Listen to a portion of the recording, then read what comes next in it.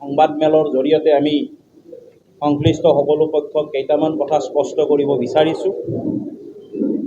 আমি এক আশংকাত ভুগিছোঁ। সনাতনী খিলঞ্জীয়া হিন্দুসকলে আশংকাত ভুগিছোঁ যে অসমত যিটো ধৰণে হিন্দু বিৰোধী শক্তিৰ আগ্ৰাসন চলি আছে আৰু কিছু বছৰ পিছত হিন্দু অৱস্থা ভয়ানক হ'ব নেকি। অতি সম্প্ৰতি ভাৰতীয় জনতা পাৰ্টিয়ে নিৰ্বাচনত যি বৃহৎ সফলতা পাবলৈ সক্ষম হৈছে, ইয়াৰ অন্তৰালত হিন্দু ঐক্যই কাম কৰিছে আৰু অসমে নহয় বংগও ইয়াৰ নিদৰ্শন দাঙি ধৰিছে। কেৱল হিন্দু ঐক্যৰ কাৰণে এয়া সম্ভৱ হ'বলৈ পাৰিছে।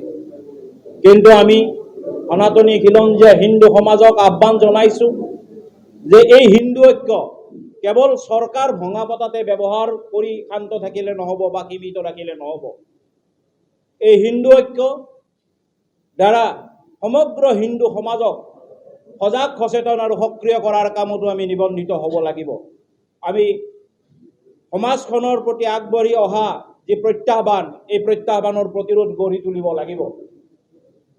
মূলতঃ আমি অতি সম্প্ৰতি নৱনিৰ্বাচিত ডক্টৰ হিমন্ত বিশ্ব শৰ্মা নেতৃত্বাধীন নতুন চৰকাৰখনক আমি শুভেচ্ছা জ্ঞাপন কৰিছোঁ।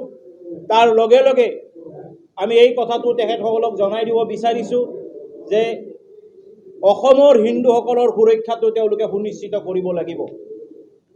ইতিমধ্যে আমি তেখেতৰ কাম কাজত কিছু আভাস পাইছোঁ যে তেখেতৰ সদিচ্ছা আছে, কিন্তু যিটো হাৰত হিন্দুসকলৰ ওপৰত আক্ৰমণ চলিছে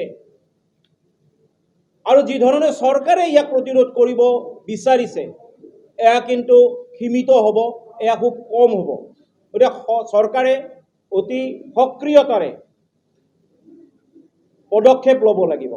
সেইকাৰণে আমি আজিৰ এই সন্মিলিত হিন্দু সংগঠনসকলৰ নেতৃত্বই এই দাবী উত্থাপন কৰিছোঁ যে নৱনিৰ্বাচিত চৰকাৰৰ প্ৰথমখন অধিৱেশনতে লাভ জেহাদৰ বিৰুদ্ধে এক কঠোৰ আইন প্ৰণয়ন হ'ব লাগে। সমান্তৰালভাৱে যি ৱাকাফ বোৰ্ড আছে, এই ৱাকাফ বোৰ্ডক নিষিদ্ধ কৰিব লাগে। UCC আহিব, এই কথাটো আমাৰ কাৰণে সুখবৰ, আমি স্বাগতম জনাইছোঁ UCC অহা।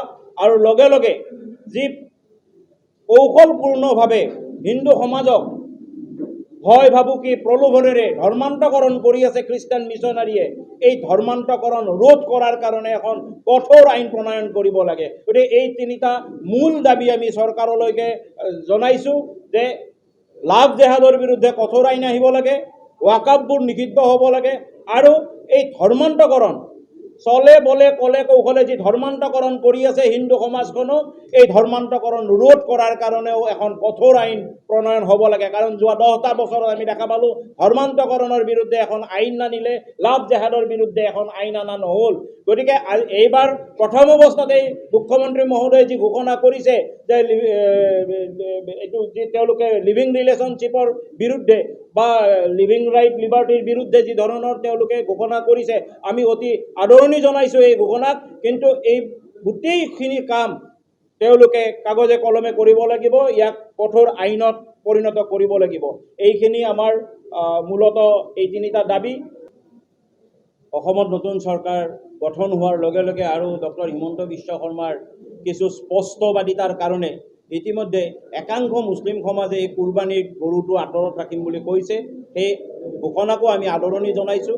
কোনো কাৰণতে যি ধৰ্মৰ ব্যক্তিয়ে নহওক অন্য ধৰ্মৰ ধৰ্মীয় অনুভূতিত আঘাত যাতে তেওঁলোকে নাহানে বা তেওঁলোকক আঘাত হানিবলগীয়া কোনো কাম যাতে তেওঁলোকে নকৰে, তেতিয়াহে প্ৰকৃত সম্প্ৰীতি বজাই থাকিব, তেতিয়াহে প্ৰকৃত সম্প্ৰীতিটো আমি ৰক্ষা কৰিব পাৰিম। গতিকে একাংশ মুছলিম সমাজে যি ধৰণে এই আহ্বান জনাইছে যে কুৰবানীৰ পৰা গৰুক আঁতৰাই ৰাখক, এই আহ্বানক আমি সমৰ্থন জনাইছোঁ।